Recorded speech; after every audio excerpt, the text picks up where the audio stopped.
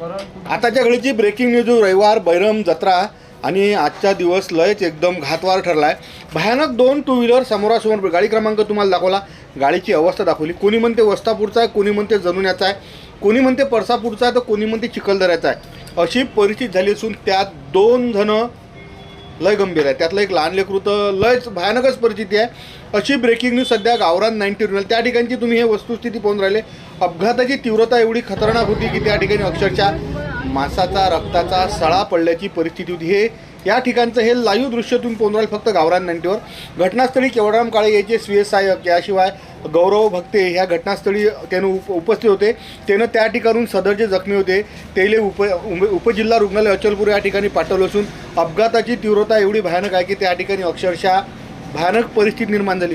2 two wheeler समोरासमोर भिडल्याच्यानं झालेली घटना आज आणखीन बैरमच्या रस्त्यावरच्या आणखीन एका अपघातात वाढ झाली आहे। विशेष म्हणजे 2 दिवसाच्या आधीच त्या ठिकाणी एका ट्रॉलीला भिडून 2 जण घटनास्थळी गतप्राण झाली होती आणि त्या रविवारच्या दिवशी आजही शेवटचा रविवार तुफान गर्दी होती। त्या तुफान गर्दी दिवशी झालेल्या घटनेच्यानं पुन्हा एकदा रक्तरंजित बैरमच्या जत्रेचा इतिहास कायम राहिला।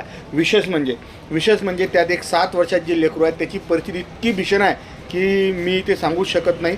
आणि त्याच्यासोबत असणारा एक व्यक्ती याची कंडिशनही लय खतरनाक होऊन त्याला तुम्ही सध्या तुमच्या स्क्रीनवर पाहून राहिले की त्या टू व्हीलरची कोण्या पद्धतीची अवस्था आली असून उपजिल्हा रुग्णालय अचलपूर या ठिकाणी पाठवलं आहे।